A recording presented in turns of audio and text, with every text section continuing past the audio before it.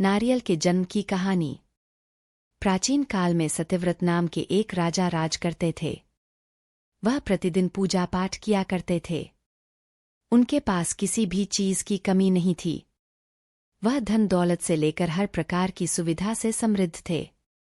हालांकि इसके बावजूद भी राजा की एक अभिलाषा थी जिसे वह पूर्ण की चाह रखते थे। दरअसल राजा सत्यव्रत को किसी प्रकार से स्वर्गलोक जाने की इच्छा थी। वह अपने जीवन में कम से कम एक बार स्वर्गलोक के सौंदर्य को देखना चाहते थे, लेकिन उन्हें इसका मार्ग नहीं पता था। इधर दूसरी तरफ ऋषि विश्वामित्र अपनी तपस्या के लिए घर से बाहर निकले। चलते चलते वह अपनी कुटिया से काफी आगे चले गए थे। काफी समय बीत गया लेकिन वह नहीं लौटे। इस कारण उनका परिवार भूख और प्यास से तड़प रहा था। राजा सत्यव्रत को जब यह पता चला तो उन्हें ऋषि विश्वामित्र के परिवार के पालन पोषण की जिम्मेदारी ले ली। कुछ समय बाद जब मुनिवर लौटे तो वे अपने परिवार को कुशल देख काफी प्रसन्न हुए। उन्होंने पूछा कि उनकी अनुपस्थिति में किसने उनकी देखभाल की। इस पर ऋषि के परिवार वालों ने बताया कि राजा ने उनके पालन पोषण की जिम्मेदारी उठाई थी।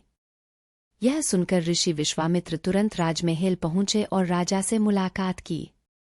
वहां पहुंचकर उन्होंने सबसे पहले महाराज को धन्यवाद कहा। इस पर राजा ने ऋषि अपनी इच्छा पूर्ण होने का आशीर्वाद मांगा। राजा की बात सुनकर ऋषि विश्वामित्र ने कहा, बोलिए महाराज, आपको क्या वरदान चाहिए। तब महाराज ने कहा, हे मुनि, मुझे एक बार स्वर्गलोक के दर्शन करने हैं।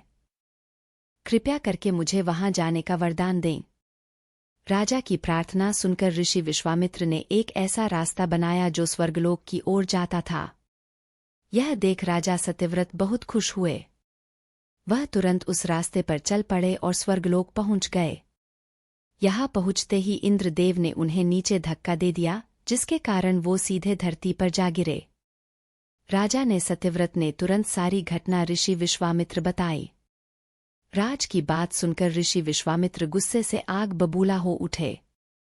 उन्होंने तुरंत सभी देवताओं से इस बारे में बात की और इस समस्या का हल निकाला, जिसके बाद राजा के लिए एक नया स्वर्गलोक बनाया गया।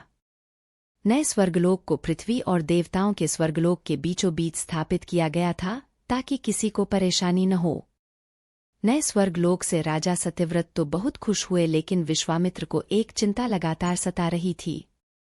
उन्हें डर था कि नया स्वर्गलोक कहीं जोरदार हवा के कारण गिर न पड़े।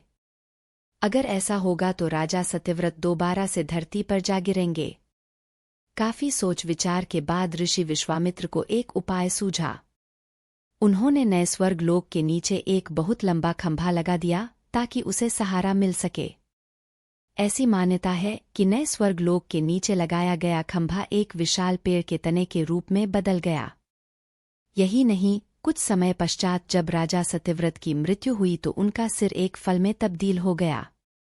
सभी से इस खंभे को नारियल का पेड़ कहा जाने लगा, जबकि राजा का सिर नारियल के रूप में जाना गया। यही कारण है कि नारियल का पेड़ इतना लंबा होता है।